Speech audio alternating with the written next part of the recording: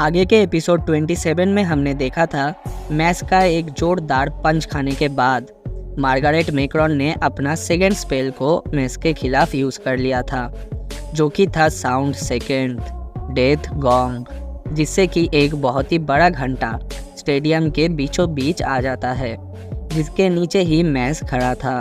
अब आगे बट जल्दी से इंट्रो देख लो।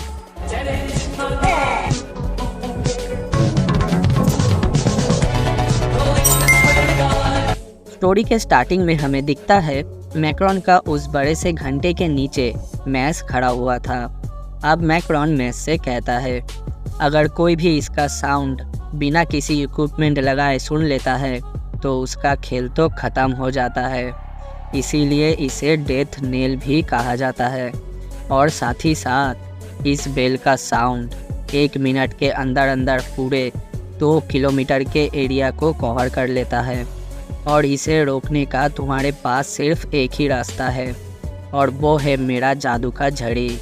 लेकिन ये बात भी मत भूलना, मैं साउंड के स्पीड से मूव कर सकता हूँ, इसलिए मुझे पकड़ने के लिए तुम्हारे पास सिर्फ 1 मिनट है, वरना तुम हार जाओगे। अब फिन, डॉट और लेंस को देखते हैं, जहाँ फिन कहता है मैस तेज तो है लेकिन इतना ज़्यादा भी नहीं। डॉट कहता है ये तो इम्पॉसिबल है।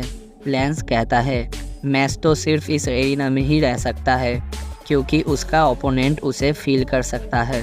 अब फाइट पर सीन जाता है, जहां मैस थोड़ा सा वार्म अप कर रहा था और मैक्रॉन रेडी था, जहां पर अब फैसला हो जाएगा कि किस में कितना दम है। मैक्रॉन और मैस दोनों ही रेडी थे। मैक्रॉन कहता है तो अब शुरू करते हैं। फिर हम देखते हैं मैक्रॉन साउंड के स्पीड से मैस के चारों तरफ घूमना शुरू करता है। अब मैस भी मैक्रॉन को पकड़ने की कोशिश करता है, मगर मैस नाकाम होता है। मैस बार बार कोशिश करे जा रहा था, लेकिन मैक्रॉन कहता है ये सब कुछ बेकार है मेरे सामने, तुम्हारे पास सिर्फ 30 सेकेंड बचे हैं। लेकिन मैस फिर भी मैक्रॉन को पकड़ने की कोशिश करे जा रहा था और टाइम भी निकलते जा रहा था। 25, 20, 15, 10। फिर डॉट को देखते हैं जो कि चिल्लाता है अब ज़्यादा समय नहीं बचा। लेकिन अब हम मैस को देखते हैं जो कि अपना उंगलियां ज़मीन में घुसा लेता है और साला पूरा का पूरा ज़मीन ही उठा के मैक्रॉन के ऊपर फेंक देता है और मैस उस ज़मीन के बीच में से निकलता है, जिससे कि अब मैक्रॉन के पास सिर्फ 2 रास्ते बचते हैं, लेफ़्ट या तो फिर राइट। अब सारे ऑडियंस भी चिल्ला रहे थे उसने तो साला मैक्रॉन का मेन भागने का रास्ता ही ब्लॉक कर दिया। अब मैस मैक्रॉन का पूरा सामने आ जाता है। मैक्रॉन भी कहता है तो इसका मतलब अब मेरे पास सिर्फ 2 चॉइस है, राइट या तो फिर लेफ़्ट। अब हम देखते हैं मैक्रॉन जिस भी डायरेक्शन में जाने की कोशिश करता है, मैस उसी डायरेक्शन में मैक्रॉन के सामने चला आता है। मैक्रॉन भी सोच रहा था क्या वो ये सब सिर्फ अंदाज़ा लगा के कर रहा है या फिर उसके पास सच में इतना ज़्यादा अच्छा रिफ्लेक्सेस है। फिर मैक्रॉन राइट में जाने की कोशिश करता है, मगर हम देखते हैं मैस का स्पीड इतना फास्ट होता है कि मैक्रॉन जितने टाइम में राइट के तरफ मूव करता है उतने टाइम में मैस राइट और लेफ़्ट दोनों तरफ ही मूव कर लेता है। अब ये देख के तो मैक्रॉन का हालत ख़राब हो चुका था और एक ऑडियंस में बैठा फिटनेस फ्रीक बंदा ये कह रहा था ये तो सबसे बड़ा बेसिक स्किल है सारे स्पोर्ट्स में। लेकिन फिर मैक्रॉन को देखते हैं जो कि मैस से दूर भाग जाता है और सोचता है वो तो गधा है क्योंकि अब मैं उससे बहुत दूर आ गया हूँ कि वो मुझे पकड़ भी ना पाए। लेकिन तभी हम देखते हैं मैस ने मैक्रॉन के ड्रेस को अपने सबसे छोटे वाले उंगली से पकड़ लिया है, जो देख के मैक्रॉन शॉक होकर कहता है वो बहुत आगे बढ़ गया है, ये तो पॉसिबल ही नहीं, और उसने सिर्फ अपने पिंकी उंगली से मुझे पकड़ लिया। अब मैस अपने उंगली पर जोर लगा के मैक्रॉन को जोर से खींच के अपने सामने ले आता है और कहता है क्या मैं तुम्हारा जादू का झड़ी ले सकता हूँ भाई। इतना कहने के बाद मैस मैक्रॉन का झड़ी ले लेता है और मैक्रॉन को एक पंच मार के उसका जादू का झड़ी तोड़ देता है उतने टाइम में ही। सारे ऑडियंस ये देखकर बौखला जाते हैं और कहते हैं वाह, ये है असली औकात। फिर हम देखते हैं वो जो मौत का घंटा था वो धीरे धीरे से धुआं बन के गायब हो जाता है। ऑडियंस लोग चिल्ला रहे थे, मैक्रोन सच में हार गया, मतलब मैस अब सिर्फ एक कदम दूर है डिवाइन मिजनरी बनने के। अब मैक्रोन को देखते हैं जो कि ज़मीन पर पड़े पड़े कह रहा था, हाँ, मतलब कि ये सब कुछ, वो भी बिना मैजिक के। फिर मैक्रोन कहता है, मेरा असली नाम है स्मिथेन और मैं अपना हार स्वीकार करता हूँ। अब मैं स्वैग से मैक्रोन को देखे जा रहा था और सारे ऑडियंस कह रहे थे, ये सच में हुआ। फिर हम देखते हैं स्टेडियम के ऊपर जो शील्ड था उसमें अचानक से ही क्रैक आ जाता है, जो देखकर सभी ऑडियंस चिल्ला रहे थे, ये क्या भला है, ये तो आसमान में एक क्रैक आ गया। मैस भी उसी तरफ देख रहा था, लेकिन उसके बाद ही हम देखते हैं एक बहुत ही बड़ा ड्रैगन का पंजा उस शील्ड को तोड़ के अंदर आ जाता है, जो देख के कार्लो गहना, फिन, डॉट, लेंस सभी के सभी शॉक थे। अब वहाँ से वो पूरा ड्रैगन एंटर करता है एरिना में।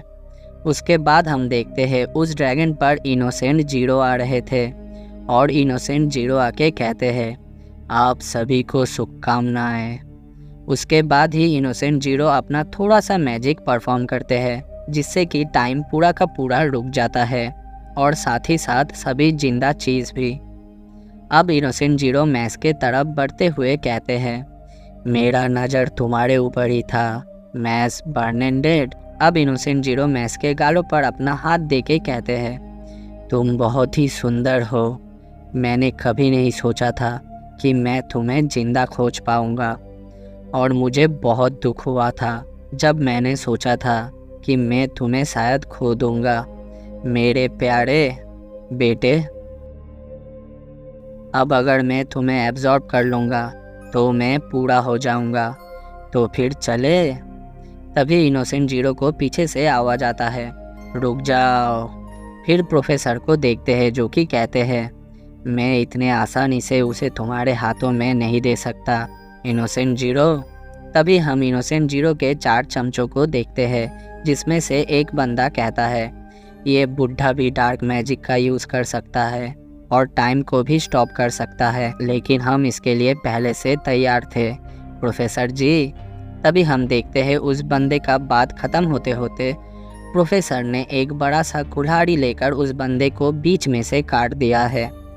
वो बंदा ये देख के बहुत डर जाता है और कहता है, ये क्या था, उसका रेज तो बहुत ही ज़्यादा खतरनाक है।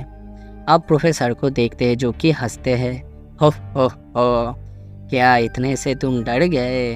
फिर प्रोफेसर अपने पावर को निकालते हैं और अपना रेज और भी ज़्यादा बढ़ाते हैं, जिससे कि उस बंदे का तो गांड फट जाता है। फिर इनोसेंट जीरो उस बंदे को संभालते हुए प्रोफेसर से कहते हैं, मेरे एलाई लोगों के साथ ऐसा मत करो वालबर्ग, क्योंकि तुम मुझे दुखी कर रहे हो। फिर प्रोफेसर पूछते हैं, तुम असल में क्या करना चाहते हो, क्या है तुम्हारा असली मकसद।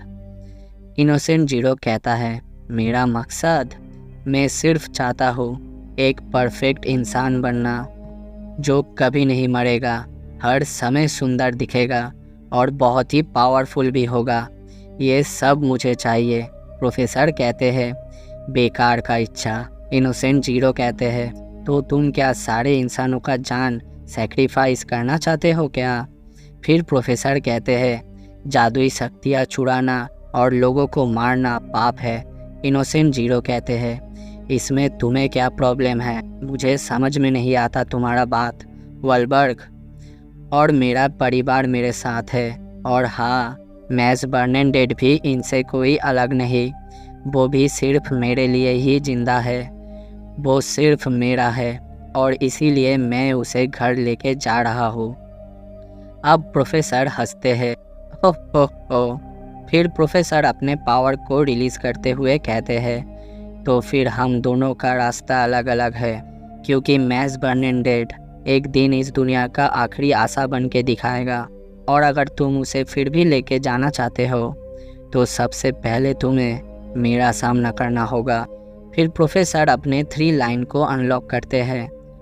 अब इनोसेंट जीरो भी कहते हैं, तो तुमने जब सोच ही लिया तब चलो शुरू करते हैं। और इनोसेंट जीरो भी अपने 3 लाइन को अनलॉक कर लेते हैं। प्रोफेसर अपने भगवान को समन करते हैं, Uranus the god of sky.